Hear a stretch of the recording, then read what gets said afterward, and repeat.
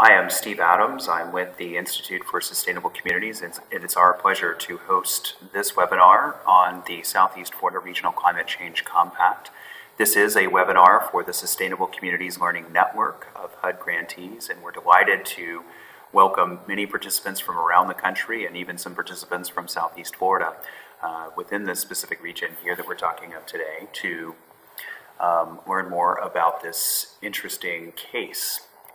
Joining me today are three distinguished panelists who have played a pivotal role in helping to form and advance the Regional Climate Change Compact in Southeast Florida. Joining me will be Nichole Hefty, who serves as the Sustainability Chief in Miami-Dade County, Jason Liechty, who is the Policy Coordinator for Broward County and for the broader Compact, and Jennifer Jurado, who is the Director of the Division of Environmental Resources and Community Resilience for Broward County. My panelists in a moment will give you greater detail about the particulars of the Regional Climate Change Compact, but before I turn this over, I want very much to set just a bit of a context to help us really locate the compact within the broader field of practice. Certainly in the last several years, we have seen an increase in the interest in climate change adaptation at the local government level. It's really ticked up very significantly within the last 5 years, and I think this can be explained in large measure by the number of extreme weather events that we've seen that become increasingly common. Everything ranging from drought in the west to Superstorm Sandy in the east. These issues are happening with greater frequency, and local governments are being called increasingly to respond to these issues. Just as we've seen an increase in local government attention to these issues, we've seen also a federal and parallel state increase in activities as well. And I think it's probably important and helpful to put this experience into a broader kind of policy context. I think certainly climate change adaptation policy in the United States really dates back to the early days of the Obama administration, in which many federal agencies began serious work in trying to think about what the federal role would be in addressing climate change adaptation nationwide. Early in the current administration, several of the agencies convened an interagency task force chaired by CEQ. They made their final reports back to the President, their final recommendations in October of 2010. And you will see the policy goals and recommendations here really kind of stipulate that the federal role was going to be one of taking ownership of federal resources. So the feds would, in fact, take lead on assessing vulnerabilities and developing adaptation strategies for military installations, national forests, national parks, but otherwise work to provide decision support tools, science, technical assistance to the private sector and to state and local governments.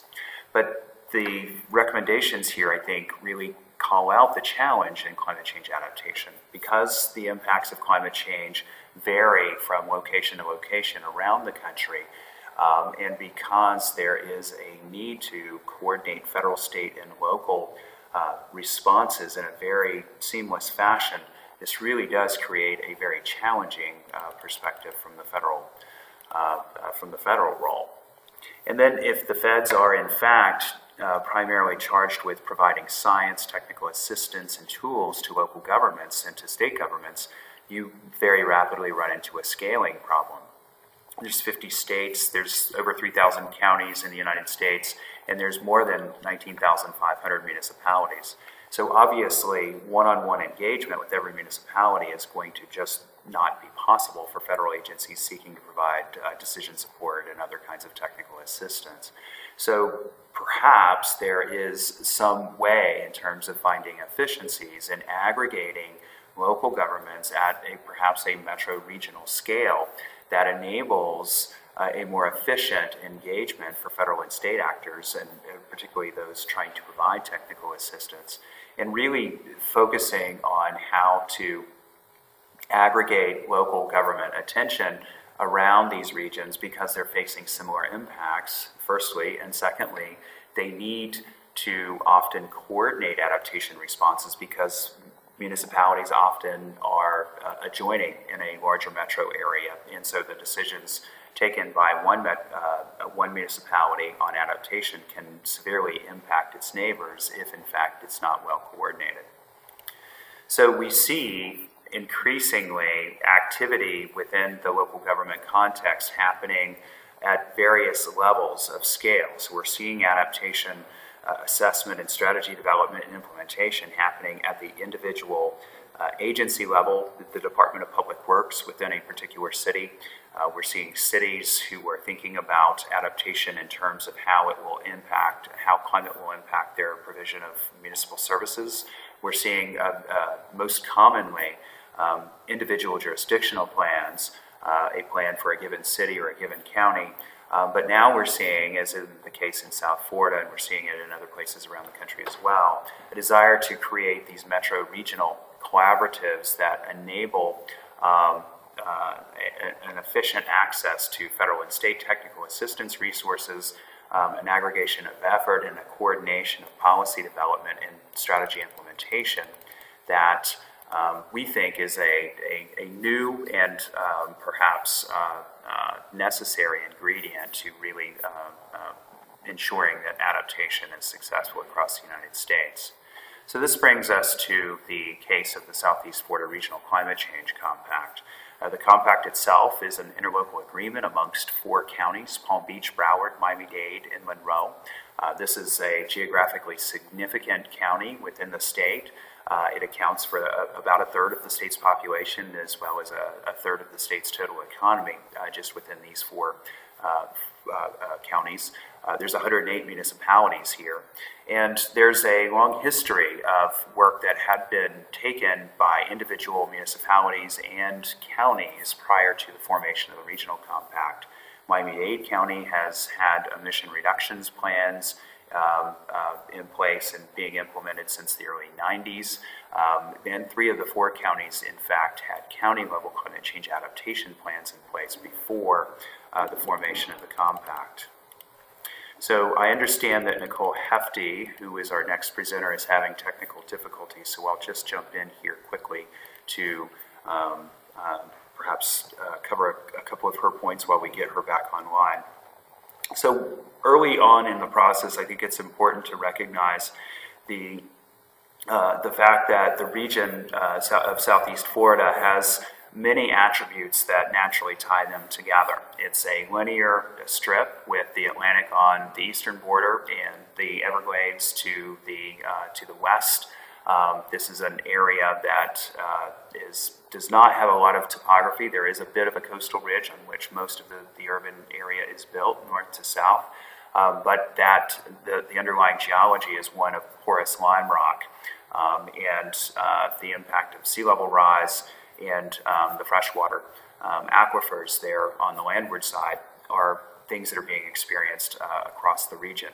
There is a very heavily integrated regional economy with a tourism and trade basis, and certainly the regional transportation network itself ensures that people travel frequently on a daily basis from one county to the next and going from home to work.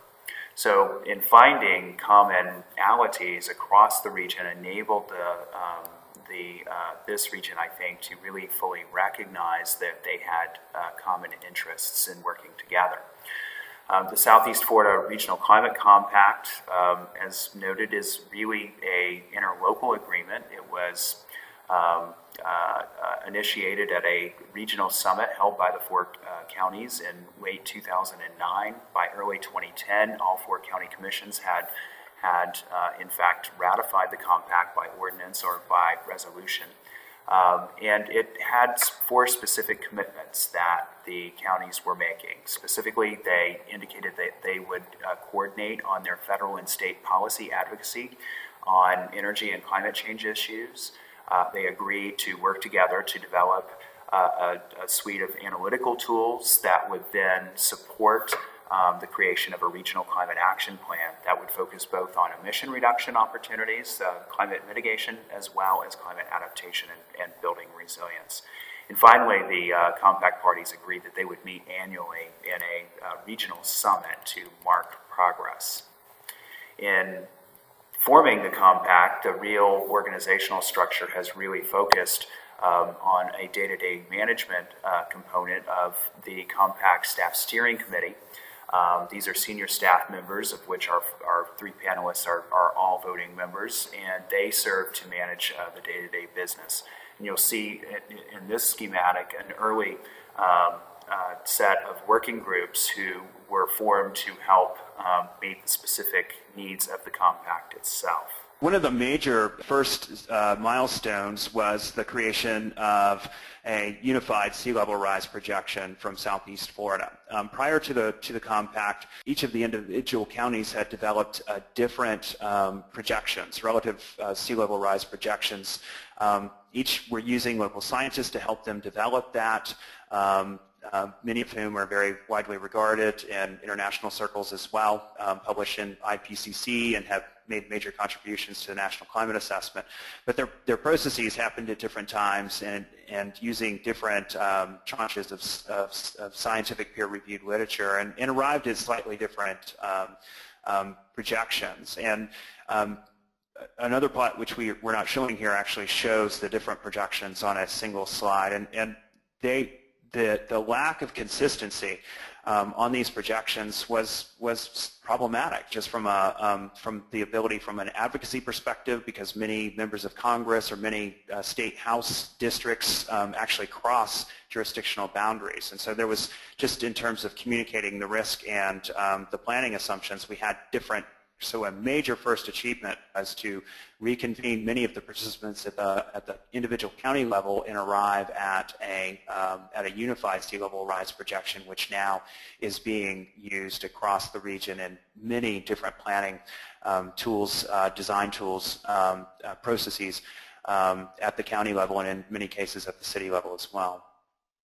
So the first kind of commitment of the compact was really delivered by production of these three documents: the sea level rise projection, a regional vulnerability assessment that was conducted regionally by county staff all the way down to the parcel level that was done consistently across the 4 counties, and then a regional greenhouse gas inventory. Those, can you hear me? I can hear you. Yay. You've been doing a wonderful job, I have to say. Well, thank you, and I'm quite happy to turn it over to you. Thank you so much. My apologies, everyone. No idea what was happening there. So to pick up where Steve left off, with the Regional Climate Action Plan, using those technical documents that we developed that were so critical in informing the planning process, we pulled together stakeholders and technical experts from the region over a year through 3 work groups, and developed over 100 recommendations for both adaptation and mitigation for the region. And we organized the plan in these 6 sectors you see here. And the 2 things I really want to focus on is the fact that one of the primary goals was to integrate both climate adaptation and mitigation into existing systems and programs rather than trying to create a whole new process. And in addition, although the 4 counties have been working very closely together as a region, we also recognize that we're all a little bit different with regards to politics and resources. And so the plan was developed as a framework to allow us to move together forward as a region and really tackling some of these broader regional issues that enable us to have the flexibility to do things a little bit differently if needed at the county level. Next slide, please. So over the next 2 slides, there's a lot of information, a lot of examples, and I don't have time to go into those examples. Jennifer and Jason will be covering some of these in a little more detail, and we have a lot of information on the compact website, so I encourage you to please go to the website afterwards and get more information. But I want to just mention in a broader scale that we really have been very successful in engaging state, federal, and international support on the work that we've been doing here at the region. And that has brought in tremendous resources that we really didn't have when we were working individually at the county and municipal level.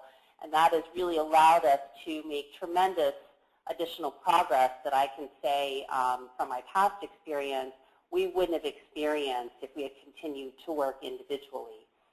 Our first efforts to, back to the former slide please, our first efforts to get funding weren't successful, but I'm happy to say that we have been able to attract quite a bit of funding on various projects and really looking at how to inform our process and working on these different processes and again, or these projects, and again, being able to provide the pilots and the case studies for others to take advantage of. Next slide, please.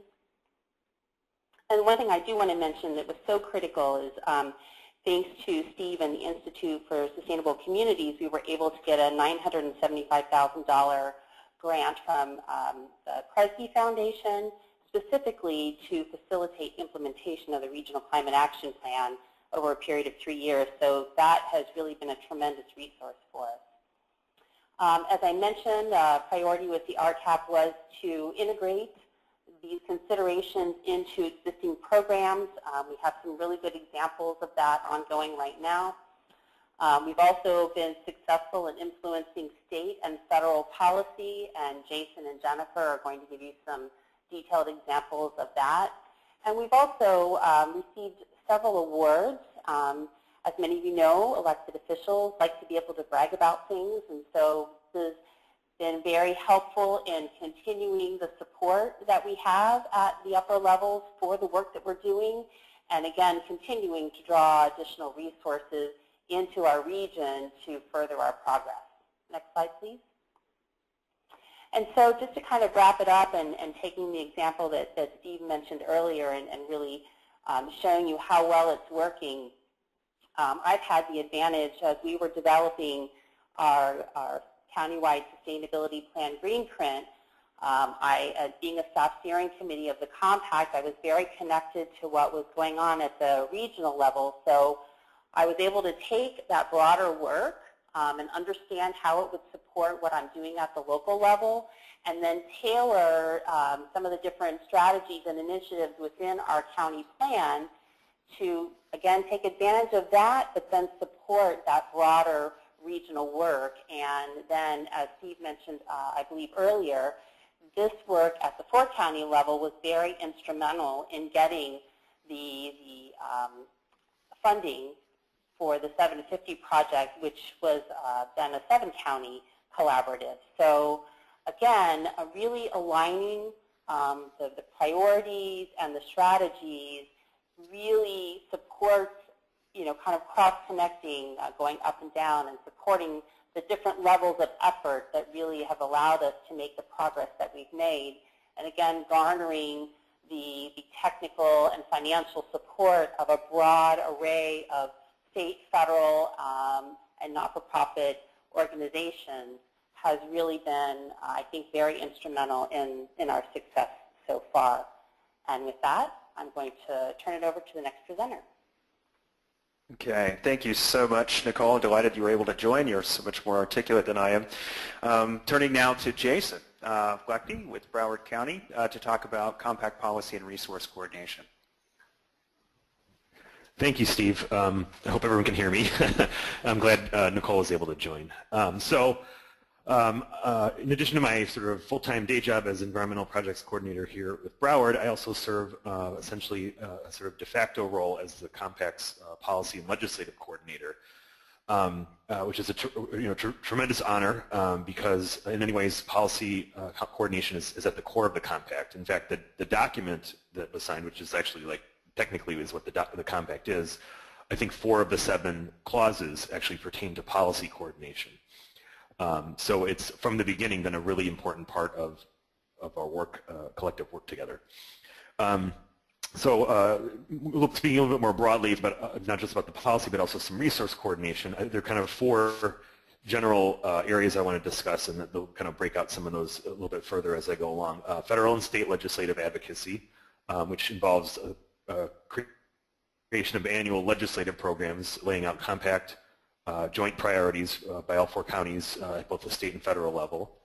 And I won't get into the details. We can certainly provide you with those documents, but as you might expect, there's strong support for clean energy, energy efficiency, smart growth, greenhouse gas emissions reductions, and similar policies.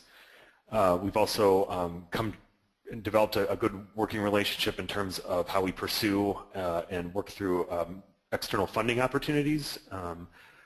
We're also very interested in coordinating with our municipalities throughout the region.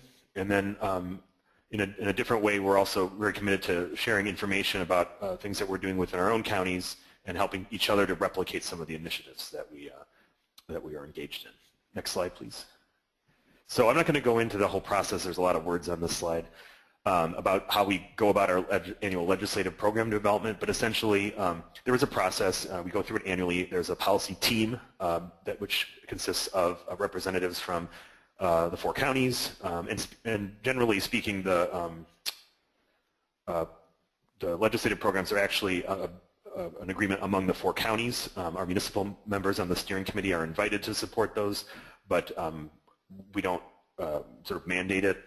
But in any event, we have a process where we review the previous year's program. We look to see what might be amended or changed and what needs to be added or removed, and then they always go to each of the 4 county commissions for approval, so that there's a common program that all 4 counties have officially agreed to. Next slide, please.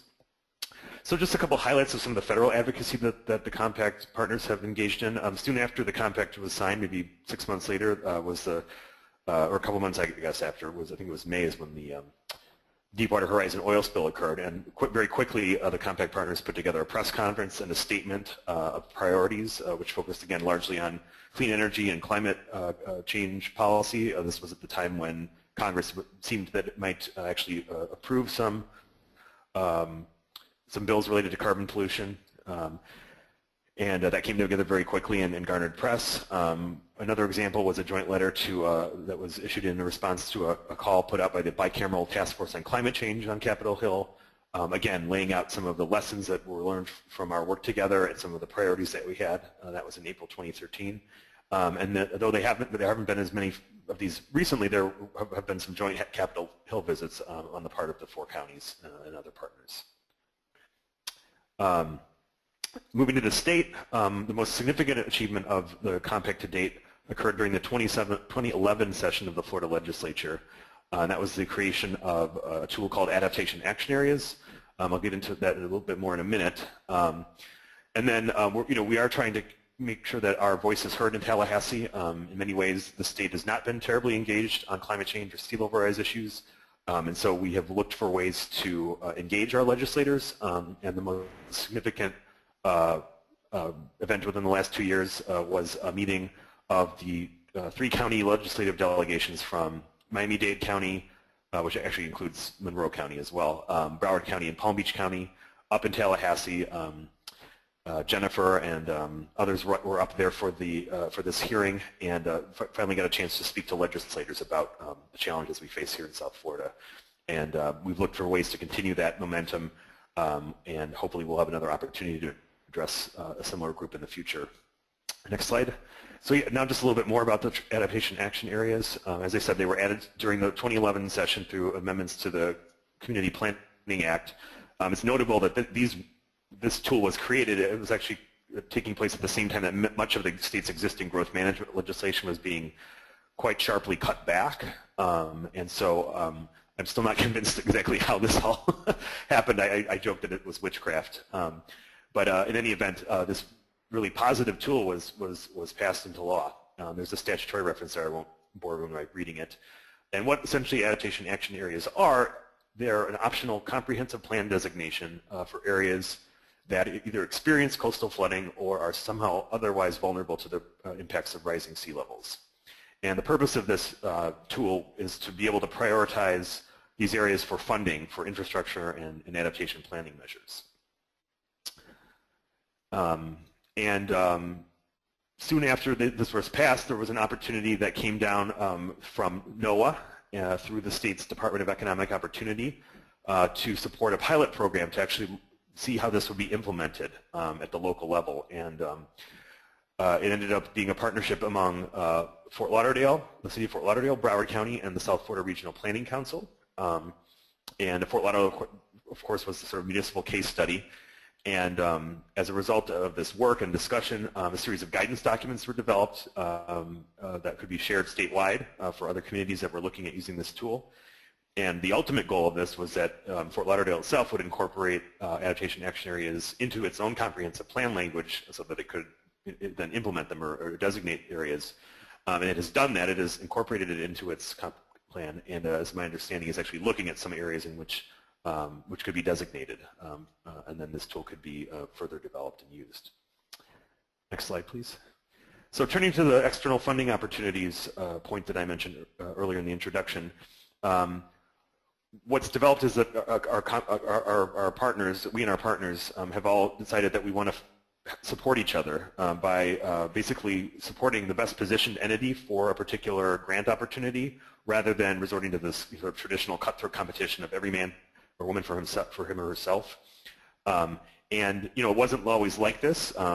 This relationship or this approach to these types of opportunities developed as a result of years of successful collaboration, working with each other, and the bonds of trust that developed from that working relationship. Next slide, please. And so there's a few examples of where this has this approach has worked well, and others where it wasn't as practical. So I mentioned the NOAA grant. Again, that was sort of an opportunity that came down through NOAA and the state, but it was it was supported by all of the other partners. It wasn't there wasn't envy on the part of the other communities that were either active in the compact but weren't pegged. It was seen quite widely that Fort Lauderdale was very well positioned, Broward County and the Regional Planning Council were very well positioned to move forward with this pilot, and so there was a great deal of support from the other partners. Probably the best example of where we made a mutual decision on which of our partners would apply for something was something called the Reinvest Initiative, which is looking at how public-private partnerships might help to fund adaptive infrastructure. After looking at the opportunity, it seemed to fit quite nicely with the work that Miami Beach had been doing on its stormwater system and upgrades to that system. And so a decision was made through the staff steering committee that Miami Beach would be the applicant and that the compact would support that application. And fortunately, Miami Beach was one of, I think, 8 communities nationwide that was chosen.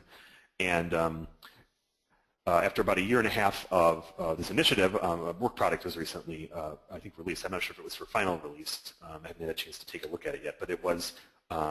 It is going to be shared, and so the outcome is basically that everyone will benefit from Miami Beach's participation in this through that document and the lessons it is learned. Similarly, there is a Federal Highway Administration grant looking at vulnerability assessment of transportation infrastructure. It's being led by the Broward MPO. That seemed to be the best positioned entity to lead it, but there's participation from many of the other MPOs and other entities, municipalities, counties in Southeast Florida. An example of where this didn't quite work, where we couldn't agree on a single candidate for an application, was the 100 Resilient Cities Challenge. I think it was about a year and a half ago from the Rockefeller Foundation. And because there were quite a few communities who were interested, and we didn't want to play favorites, and there wasn't a clear case of someone who was best positioned for this. What the compact staff steering committee decided to do was offer letters of support to anyone who requested it, and with the the understanding that whatever knowledge was developed through that through a winning application would be shared with the whole region. Unfortunately, none of our cities have been chosen for that yet. I think there may be one more round to that competition. But that was the approach taken there. And then slightly differently, we were recently chosen by the Department of Energy as a region to be one of 16 climate action champion communities in the country. And this was a joint application. It's more or less a technical assistance program. Unfortunately, there wasn't much cash award, none actually. But what it might do is actually help position us for actual federal funding, potentially in a preferential way. This was something that was one of our counties took the lead on submitting the application, but on behalf of the entire compact, and we're quite we're quite sincere about wanting to make sure that this is a joint effort, that any resources or technical assistance that comes down from the federal level is available and shared and guided mutually by all of the 4 combat counties and, of course, our municipal partners and others. And what we're excited about is that we haven't really before settled on a numeric goal for greenhouse gas emissions reductions, and that was part of the application process that we needed to set a goal as a region. And so the goal is 2% annually, and I think that will help focus our efforts as these technical assistance and potentially funding comes down. We now have a benchmark against which to measure our progress. Next slide, please.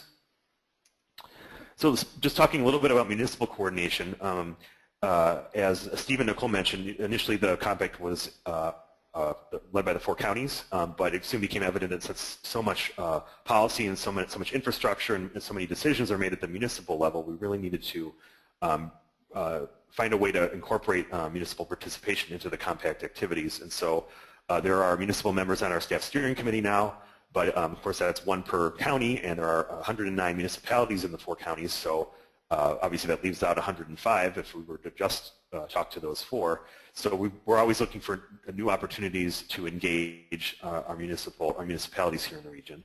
One method that we pursued a couple of years ago, and which is still ongoing, was the Mayor's Climate Action Pledge. This was a means for municipalities to essentially adopt a resolution of support for the compact, which also contained some language, non-committal, but basically pledging to take a look at integrating regional climate action plan framework recommendations into those municipalities' own future plans, sustainability plans, climate plans, capital plans, et cetera. And then, of course, there was a clause that urged other municipalities to adopt the pledge themselves. We were hoping this would kind of cause a snowball effect. So I believe we have, I think, it's around 25 or 30 municipalities in the region that have adopted the pledge, and it is ongoing. Others are invited to do that.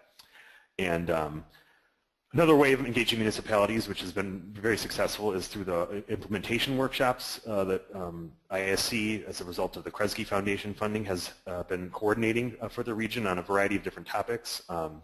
Everything from integrating climate into water supply planning to stormwater management to climate communications.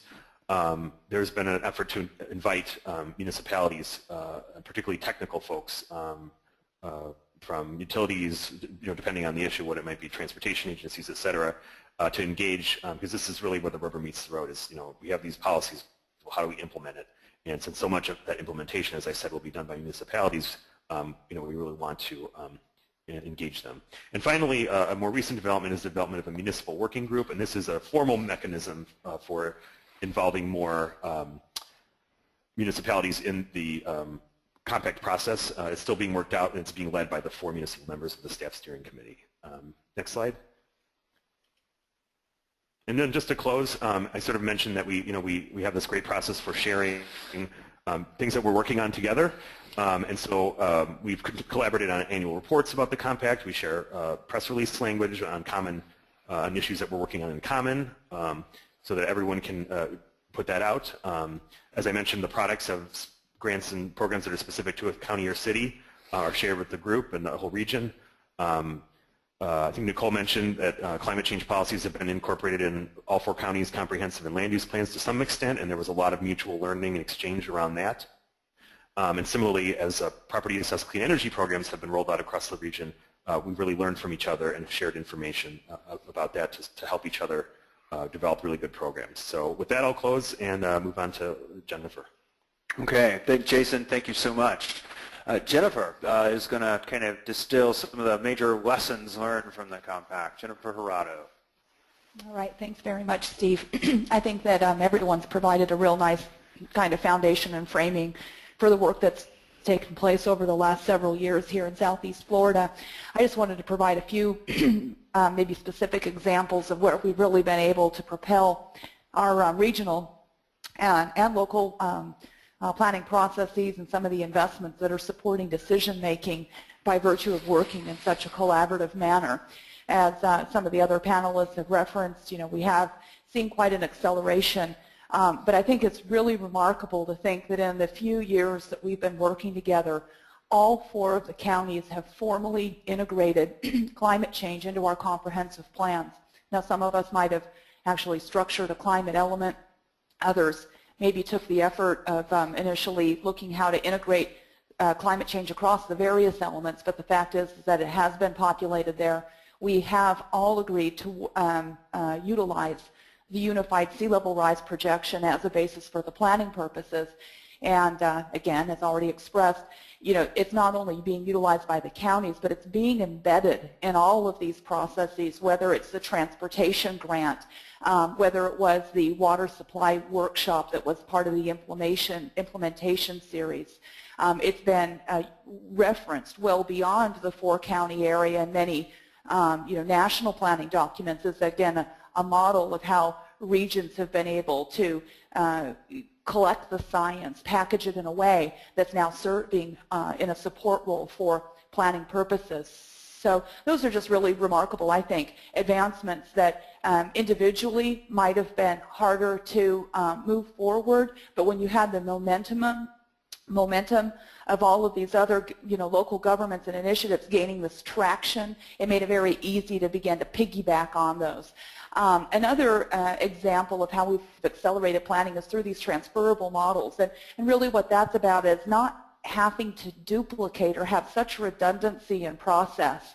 And we appreciate the fact that one of our partners, like Miami-Dade, has had really great transportation experts in their staff. And maybe in Broward County, our focus or some of our talent has been more in the area of water resources. And in Monroe County and in Palm Beach County, they've had really strong natural resources groups. And so any one of our initiatives, we've really been able to draw upon the competency of our partners. We haven't had to duplicate all of that expertise within our individual initiatives, but we've been able to take collective advantage of all of the bright individuals and talent that are represented across our region. And in one way that's really been, I think, impactful, one example is resilient redesign, when we hosted a 4-county workshop that was designed to think creatively about how we can begin to embed resiliency planning within our development and redevelopment processes. And we had this whole community that organized support among that on that particular project, and we identified 3 representative sorts of landscapes that, 1, were able to benefit from that regional talent, but then 2, those landscapes were already representative of similar landscapes elsewhere in the community. So there was this great transfer of knowledge that took place. Another area of kind of sharing and leveraging of resources has been our shared investments in hydrologic models, and these are very advanced hydrologic models that allow us to integrate sea level rise and climate change scenarios. And Miami-Dade's made a very sizable investment, so has Broward County. We're both working with the same federal partner, the USGS, and so we have common boundary conditions. We're able to learn from the advancements from the Miami-Dade project that looks a little bit different from ours, but it's the same sort of tooling, and then begin to improve the approach or enhance the next phase of our project based upon some of the shared lessons that are emerging from those processes. So those are 2, I think, really good examples. And maybe I would just note that we also, in Broward County, we host a sustainability stewards or network, and there's I think they're quarterly or bi-monthly convenings on topical areas.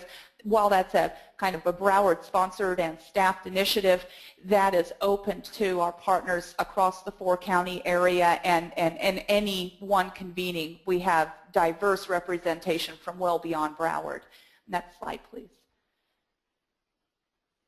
And another, I think, example, too, of where we've been able to accelerate planning and bring very focused technical resources to a challenge, the challenge du jour has been in these highlighted areas here. We recognized that shoreline resilience was a very important focal area. We wanted to think more not about how we elevate structures and armoring, but how we really incentivize and celebrate green infrastructure as part of our planning strategy. And again, here both the Monroe County, the Keys, and Palm Beach have been tremendous partners. The Nature Conservancy came in to serve as an organizer, and Broward County provided technical expertise as it related to some of the GIS tooling. And as a result of working on this effort for about this last year, we've got these tremendous work products that the Nature Conservancy has brought together.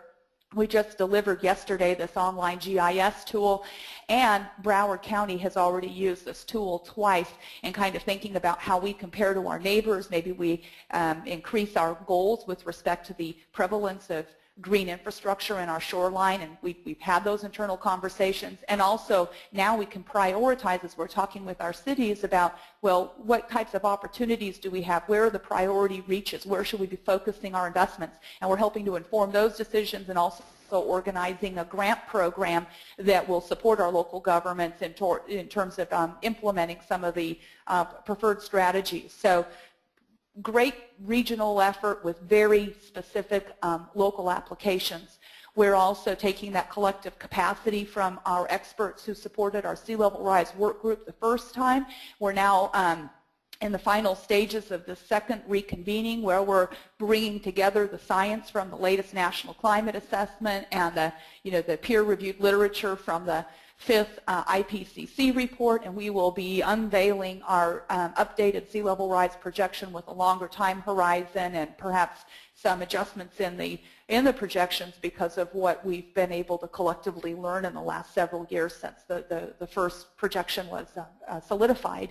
And then the last area that I think is going to really serve our region as well is with respect to climate indicators. And our goal here is to create a portal where you don't have to go to the National Climate Assessment or pore over academic documents, but anybody in our region who's wanting to really get a quick education on what does climate change look like in our backyard, we'll have a portal on the Compact website that says these are your top 15, it's actually more like 12, but indicators. This is how climate change is shaping or influencing or being measured right here in Southeast Florida. So it'll be a great communication tool, but it'll also serve as a kind of a central data portal, providing the right resources for individuals who are looking to integrate this science into their planning processes and decision making. The Compact has also served to or aided in the advancement of some other very large-scale projects that I think, had we not had this foundation of regional support and collective participation around climate issues, we would have really been challenged with some of the other very important but very relevant projects for our region. And one area of tremendous advancement has been a two-county, multi-city effort to advance a regional water supply project. And we were able to relate the necessary and collective investment in a regional surface water reservoir back to the priorities that are identified in the Climate Compact document itself, and so many of the pressures of climate change. And this is now a project during the last several years we've been able to develop a lot of the design and costing that has prepared us to move forward with the construction of this project. And we've had some very significant policy discussions, funding requests that have been advanced through the state to help get this project off the ground. So another good model. I think that we've probably talked enough about the integration of climate and planning that I can probably go ahead and skip this slide. But what I will just note is that the concept of adaptation action areas is something that's really taking root. And it's not just the city of Fort Lauderdale. Broward County is now moving forward with a very specific designation of a planning area.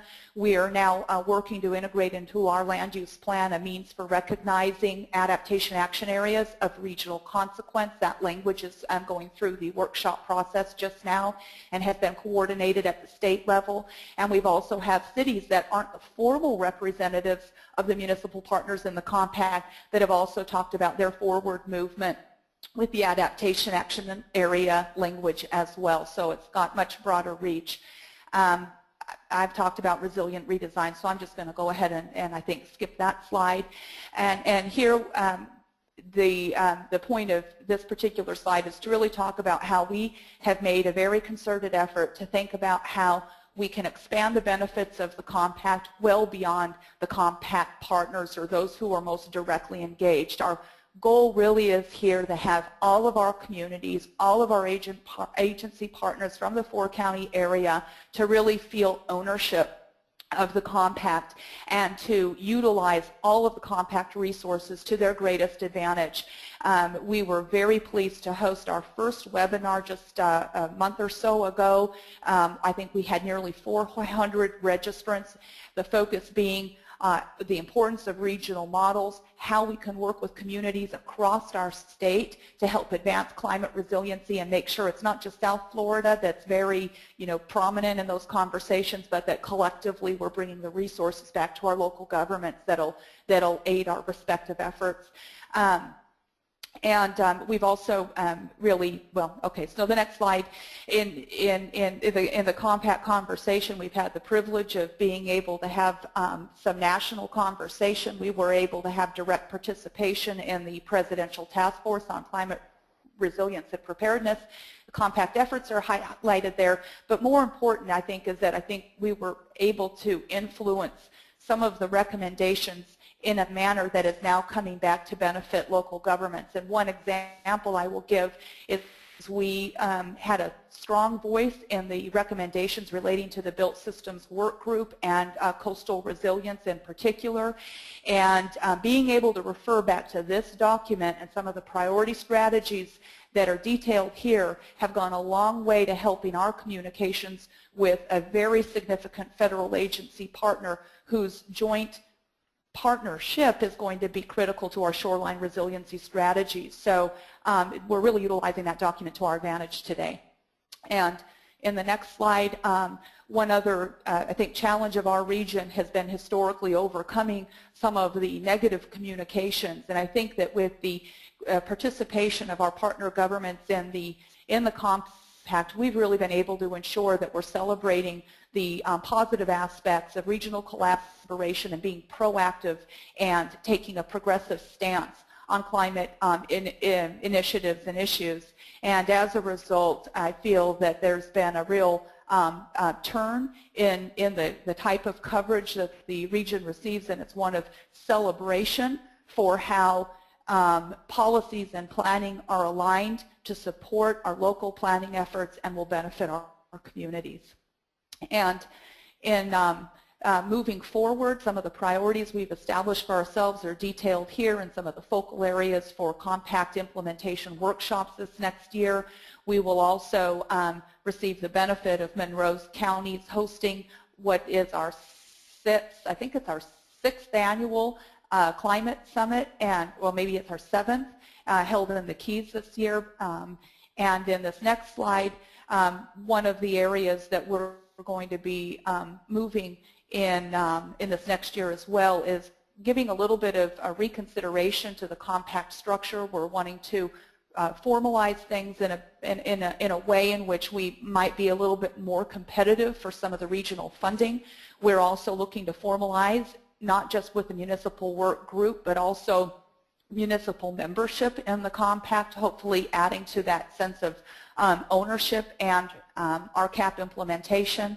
And we're also in the final phases of formalizing a partnership agreement with our academic partners as part of the Florida Climate Initiative, and hoping to bring a better partnering in academic research in a way that focuses on very specific planning needs and research needs of the compact partners. So with that, I'll conclude, and thanks for the opportunity to participate.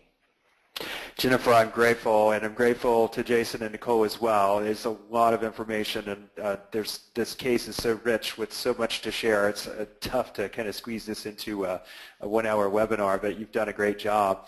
I'm going to, just in the interest of time, I want to leave just a few minutes for questions with the time, but and we will be sharing this.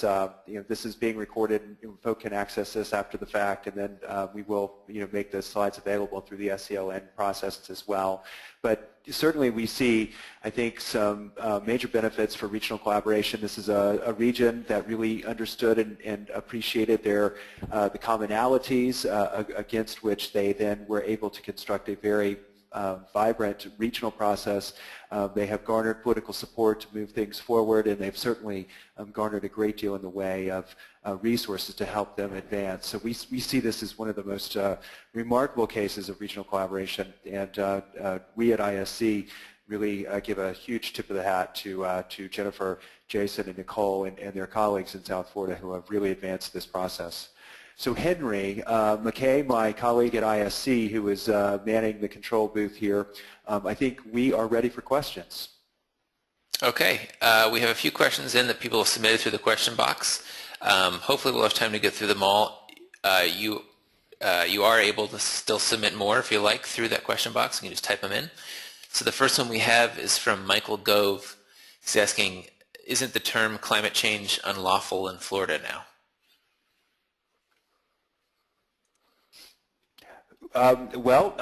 Steve from ISC here, I will ask any of my panelists to jump in on that one.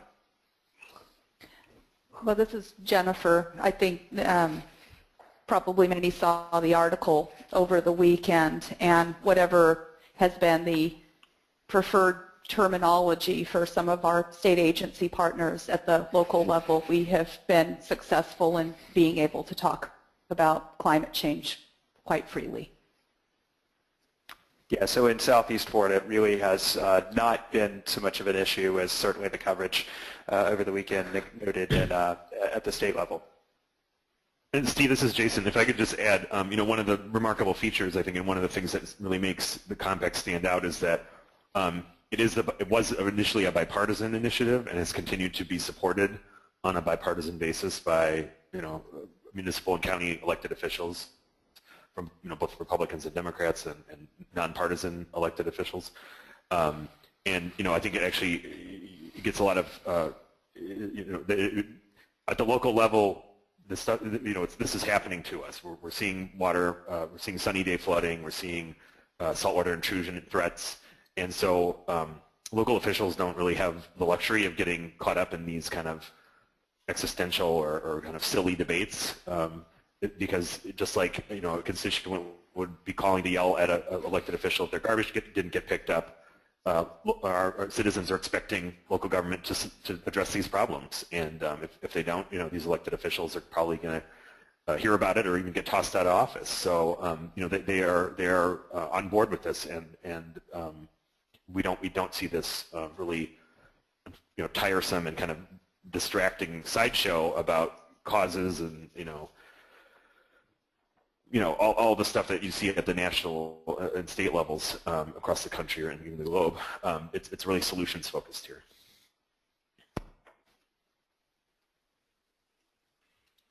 Okay, Henry, is there another question? Yeah, there's a few more. We have two from Cammie Peterson about Nichole's presentation. So first, I'm wondering how they made the awarding groups, the White House, ICLEI, etc., fully aware of their work so they were eligible to win those awards. And then the second one is, I'm also wondering whether there's one or more staffers whose full-time job is the coordination of the compact. Can you hear me? We can hear you, Nichole. Okay.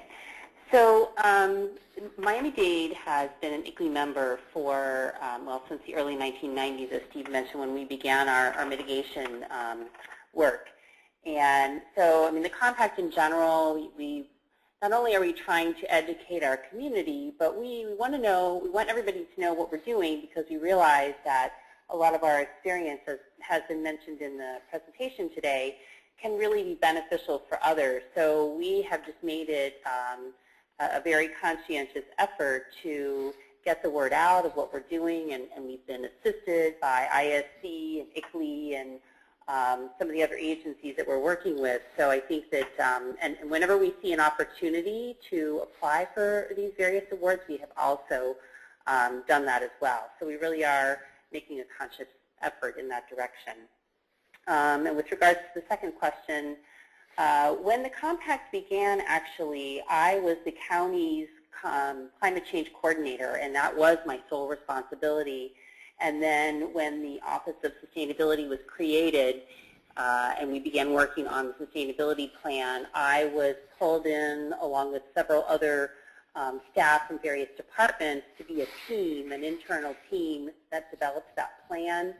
And so over time, my responsibilities expanded beyond just climate change, and then after change of administration and a lot of reorganization within the county as a result of that, I then was transitioned to the Office of Sustainability specifically, and then was selected as the manager or the chief of the office. So unfortunately, I don't have somebody that is taken over all of that responsibility for climate change, so I still am the primary person that is doing that, but pulling in technical staff from different departments and really trying to get them engaged in the work and the discussions. And I have a few key people in these other departments that are very instrumental in some of the modeling and stuff that Jennifer mentioned earlier that are very important to the work, but still at this time remain the primary coordinator for the county's climate work. In addition to... This is Jennifer. I just wanted to note that the compact itself, when we were launching the initiative, it was all with existing resources, and it was at a time of severe budgetary reductions, and the support and all of the energy that went into the compact process was associated with existing staffing, and along the way we've been able to gain staff support through the services of ISC in some capacity, but the staffing itself has been with existing resources at the local level. Yes, thank you, Jennifer. Steve, this is Jason. I mean, I think it's also important that the Kresge Foundation grant that has supported an ISC staffer whose full-time work is to support the compact implementation. And Steve, you can, I'm sure, talk more about that. Well, indeed, and so with Kresge funding, we were able to create a position in South Florida, which is a full-time one FTE that works is dedicated to compact support. So that's a staff member who works for the staff steering committee and coordinates many of the kind of activities associated with implementing the Regional Climate Action Plan, and that was a 3-year grant. Okay, Henry, another question? Sure. We have one from, and apologies if I mispronounce your name, Dumatrita Mick. Looking back at the work that the compact did, what was the most difficult task to accomplish, and what was learned from that? Also, what are the most difficult things you anticipate looking at the coming goals for the compact?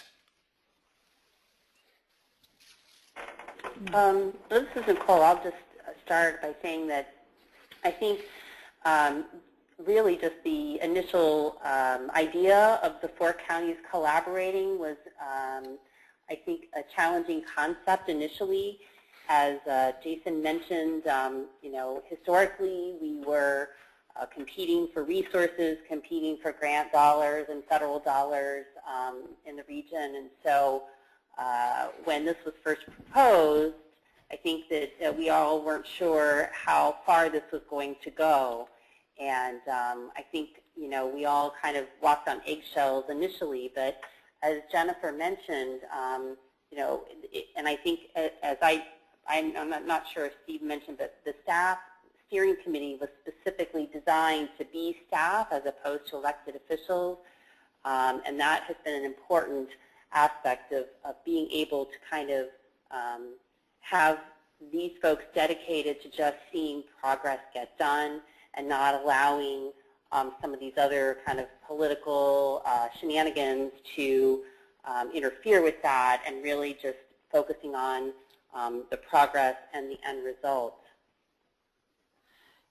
This is Jennifer, and follow-up to that, I would say, so it wasn't necessarily the most difficult thing, but I would say that our coming together initially was really driven by the issue and being committed to making the issue work or the effort. And with time, we began to develop stronger relationships that made a lot of the forward progress about commitments to one another and wanting to be a neighbor's resource. And I think a lot of us today spend as much time thinking about how we're supporting the region as we do to our individual responsibilities. I think we feel a great deal of commitment overall to the individuals with whom we work. So that was a process that was in the making, and it didn't happen overnight.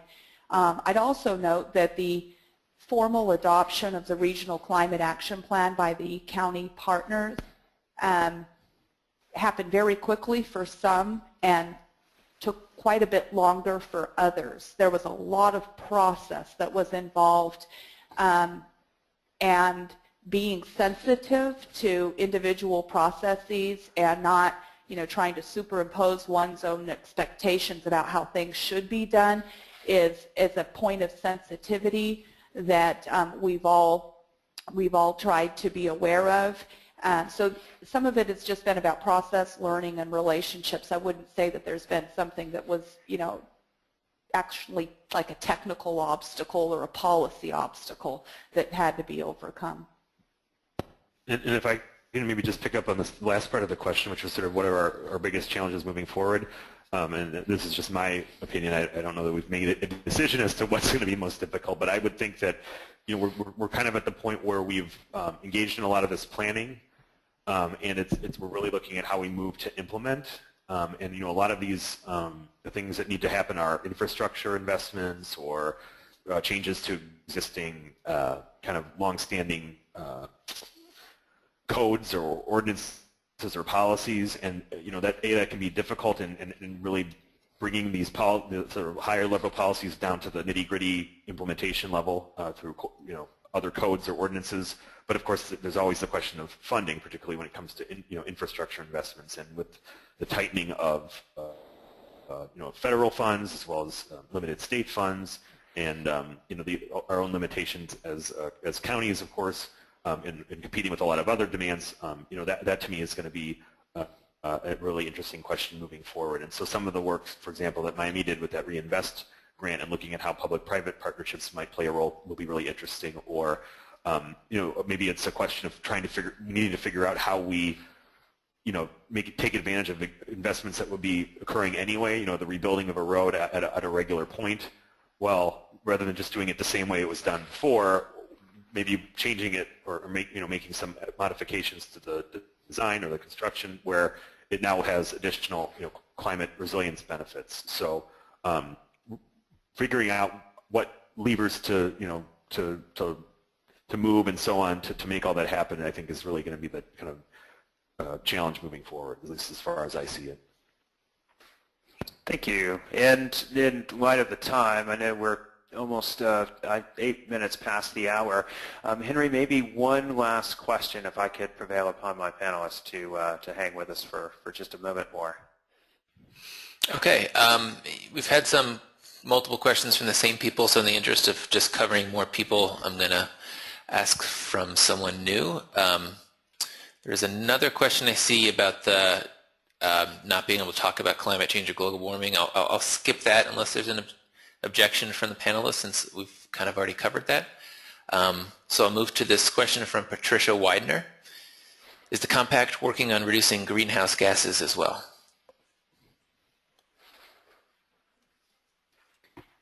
This is Jennifer. This is Nichole, and yes, absolutely. I think that, as Steve mentioned, we really initially were focused individually on mitigation.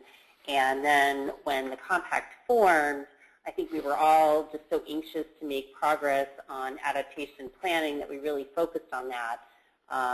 But then if you look at the Regional Climate Action Plan, we do have strategies and goals with regards to greenhouse gas mitigation. And so we're looking at how we can further those, and we were thankfully able to get some funding for Go Solar, so we're working regionally on reducing the barriers and challenges for solar permitting, and really looking to see how we can better connect our regional transportation systems. One of the things that we've been able to accomplish with regards to that is we have individual county buses that are now crossing county lines and transporting folks from one county to the other, because we do have a lot of cross county boundary transportation on a daily basis, folks living in one county and working in the other. So we're looking for additional opportunities to better connect that. Jennifer, you want to talk about energy? I was just going to say briefly, there's a number of communities in Miami-Dade that have moved forward with PACE in order to get renewable energy and energy efficiency better off the ground. Broward County, seeing the momentum there, also voted to move forward with property assessed clean energy. We're trying to address some other hiccups along the way, but nonetheless we're still committed to that. Our county's also adopted a renewable energy goal for county operations. As part of our Climate Action Champions application, we focused a great deal of our priorities on electric vehicle charging infrastructure, how to better support a regional framework that can help our communities make that transition. Jason's been very active in looking at qualified energy conservation bonds as a regional tool for energy efficiency programs. So there's a lot of interest there, a lot of tools that are at hand, and I think still, though, much more that needs to be done. But we're looking to take advantage of all opportunities. And if I could just add on to that, as well, as I mentioned, the region received this Climate Action Champions designation, which is focused on emissions reduction goals and programs, and so I think that is going to be a real catalyst for us to move that conversation and those actions forward. I think, in my opinion or my view, for the last couple of years, our focus has perhaps been a little bit more on the adaptation end of things, but as a result of just the sort of natural evolution as we continue to work together and as issues, certain things, we get more of a handle on them, and other things we realize we need to kind of pick up the pace, plus some of these external drivers like the Climate Action Champions program, as well as we'd already kind of decided, I think, that we were going to update our greenhouse gas emissions inventory. I think we're going to actually see a lot more activity in that area over the next couple of years, and hopefully a lot of it will be joint programs or coordinated programs. Okay. Well, I'm grateful. Jason, Jennifer, Nichole, thank you so much for taking the time to share your expertise and experience with us through this SCLN webinar. As we noted, this will be made available, Henry, correct me, on the SCLN website for the HUD grantees, and the PowerPoint slides will be available as well. Yes, that's right. You should. Everyone should be getting an email. All right. Everyone should get an email right after this with a link to download the slides. Wonderful. Okay. And thank you so much, everyone, for joining us. We really enjoyed the time. And thank you so much. Thank you.